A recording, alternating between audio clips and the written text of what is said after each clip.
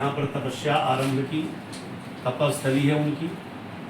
और 1960 से यहाँ पर अखंड श्री सीताराम नाम जप संकीर्तन चल रहा है दिन रात। सीताराम सीताराम सीताराम जय सीताराम अब तक चल रहा है। ये भारतवर्ष का एक अद्वितीय इतिहास है। इतने लंबे समय से भगवान के नाम का संकीर्तन रातों दिन कहीं नहीं चल रहा है। 1960 7 फरवरी से चल रहा है। गुरुदेव भगवान जी ने भारत नेपाल बॉर्डर मतलब बिहार में अपने देश भारत देश में नेपाल बॉर्डर से लगा हुआ यह धाम बगी धाम ऐतिहासिक धाम है। और उत्तर बिहार का प्रायः जनपद के जो लोग हैं वो सब यहाँ से जुड़े हुए हैं, बहुत आस्था रखते हैं, विश्वास रखते हैं। मैं श्री गुरुदेव भगवान जी के माध्यम से आप सभी दर्शकों को भगवान की कृपा से सुख शांति समृद्धि के साथ साथ भगवान की भक्ति के लिए प्रार्थना करता हूँ। हमारा देश समृद्ध हो, राष्ट्र समृद्ध हो, हमारे देश के प्रत्येक व्यक्ति प्रत्येक इंसान जो रह रहे हैं सब समृद्धशाली बने, भगवान की कृपा से सुख शांति के साथ जीवन को व्यतीत करें, शिक्षा के साथ अपने जीवन को उत्थान की ओर ले चलें। और मेरी शुभकामनाओं में यह भी समाहित करने के लिए मैं बहुत उद्यत हूँ। रिजांगला रज कलश यात्रा जिसके व्यवस्था में हमारे भाई सभी लोग पूरे बिहार की यात्रा में हैं, मेरे हृदय में बड़ा भाव है। उन 114 वीर रणबांकुरों के लिए जो शहीद हो गए थे, कुर्बानी दे दी थी, अपने जीवन की आहुति करी थी भारत माता की रक्षा के लिए, मैं उन सभी को हृदय से प्रणाम करता हूँ। शहीद भाइयों को 114 रणबांकुरों ने अपने जीवन की आहुति करी केवल इसलिए कि माँ भारती की रक्षा कर सकें। और उन्हीं के रज कलश यात्रा में हमारे सभी भाई लोग सम्मिलित हैं। वैसे उद्देश्य तो मैं बहुत गहराई से नहीं समझ पाया हूँ, परंतु इनका उद्देश्य है कि उन वीर शहीदों का जो एक कुर्बानी थी उसको सही सम्मान प्राप्त हो सके। और कुछ आपकी मांग भी है। मैं भारत सरकार से प्रार्थना करता हूँ, निवेदन करता हूँ कि ऐसे रणबांकुरों के लिए, माँ भारती के सपूतों के लिए उचित प्रकार से जो मान सम्मान की व्यवस्था हो वो इन्हें प्रदान की जाए। मेरी भी शुभकामनाएं हैं और मैं भी जो कर सकता हूँ निश्चित रूप से करूँगा। बगी धाम अखंड नाम संकीर्तन और सनातन धर्म संस्कृति के लिए जाना जाता है। ये मिथिला में है, सीतामढ़ी धाम, सीतामढ़ी ये जनपद।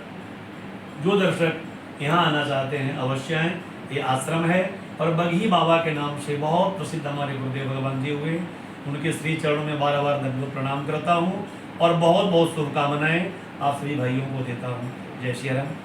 महसूस करता हूँ, परंतु घर का परित्याग 8 वर्ष में कर देने के बाद बाल्यावस्था में फिर साधु सबके लिए होता है। सर्वे भवन्तु सुखिनः, सर्वे सन्तु निरामयाः, सर्वे भद्राणि पश्यन्तु मा कश्चित् दुःखभाग् भवेत्।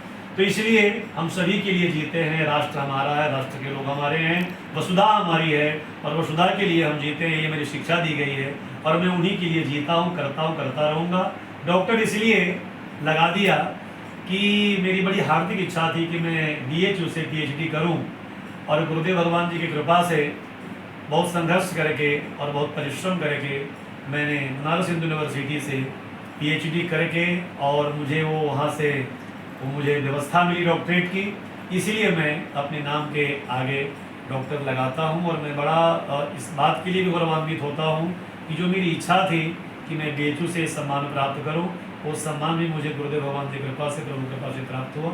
इसलिए मैं डॉक्टर सुखदेव लगाया। अच्छा महाराज जी, कि उस 8 वर्ष की छोटी सी अवस्था में भी जो मेरा आकर्षण था ना, वो मेरे गुरुदेव भगवान जी श्री बगी सरकार जी के श्री चरणों में इतना ज़्यादा था। मुझे लगा कि मेरे जीवन के आधार बस यही है, माता पिता भाई बहन परमात्मा गुरु सबके रूप में मैंने उन्हीं को देखा।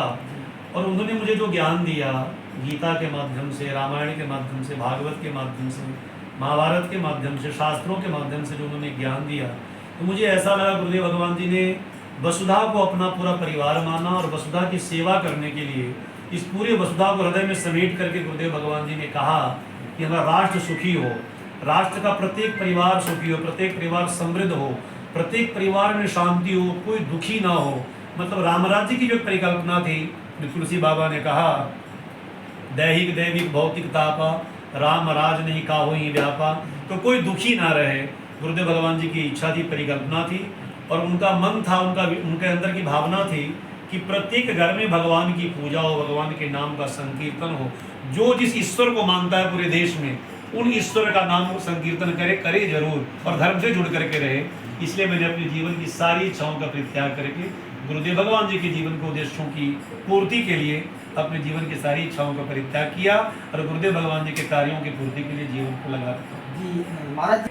यादव समाज से मैं ये कहना चाहूँगा, प्रथमतः तो आप बहुत उत्तम कुल के हो, और आपको गौरव होना चाहिए कि आपका जन्म यदुवंश में हुआ है, और यदुवंशी बड़े ही धार्मिक प्रवृत्ति के थे, बड़े धर्म के साथ उनका नाता था, आज भी है और कालांतर में भी रहेगा। दानवीर थे, धर्मशील थे, विवेकशील थे, बड़े ज्ञानी थे, और बड़े बड़े महापुरुषों का भी आविर्भाव हुआ माँ के कोख में, इस यदुवंश में। इसलिए धर्म के साथ अपने को जोड़ करके रखें। और ये यादव समाज आज मैं जो सुनता हूँ, कभी कभी मुझे लगता है, मुझे तकलीफ होती है, तथाकथित उन लोगों से जो उदंडता करते हैं, अव्यवहारिक कार्य करते हैं। मैं निवेदन करूंगा कि जो मेरा समाज है उत्तम कार्य करे, और उत्तम कार्य के साथ महापुरुषों के बताए हुए रास्ते पर चलने का प्रयास करें। कहीं आपको मेरी आवश्यकता लगे तो आप निश्चित रूप से मुझे भी याद कीजिएगा।